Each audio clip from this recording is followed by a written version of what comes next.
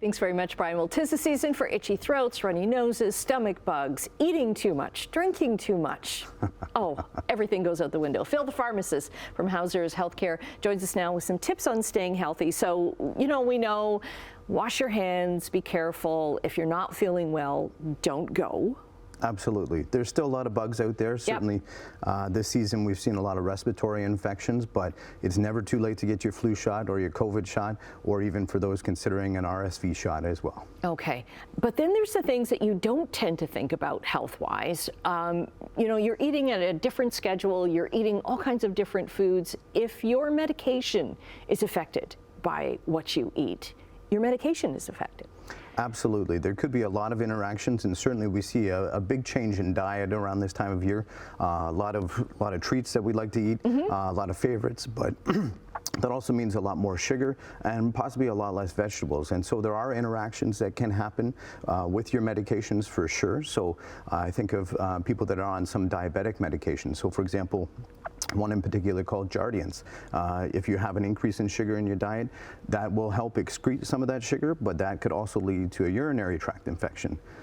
Just as a note, that is one thing that a pharmacist can treat as a minor ailment, so you can go to your pharmacist to help with urinary tract infection for sure. But that's just one example of how your change in diet over the holidays can affect your medication for sure. And also, we tend to drink a little bit more. We do tend to drink a little bit more, and we do like to celebrate the holiday season. Alcohol in particular affects a number of different classes of medication, whether it be muscle relaxants, anti-anxiety medications, antidepressant medications. Certainly people with ADHD medications can be impacted. There's some classes of antibiotics certainly that are impacted by this.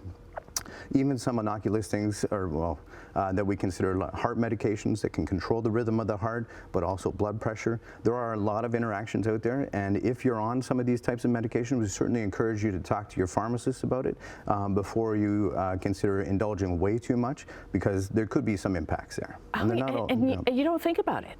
You don't think about it, and those effects can be wide-ranging. Sometimes alcohol can increase the concentration of your medication. Sometimes it can decrease the concentration of your medication. So there's a lot of things that could happen there for sure. Okay, and you're saying because we're not getting enough fiber as well, that can lead to some problems. That's right. We tend to sit around and enjoy family, but sitting around and enjoying family and increasing the amount of sugar and the amount of content that we eat can slow down our bowels.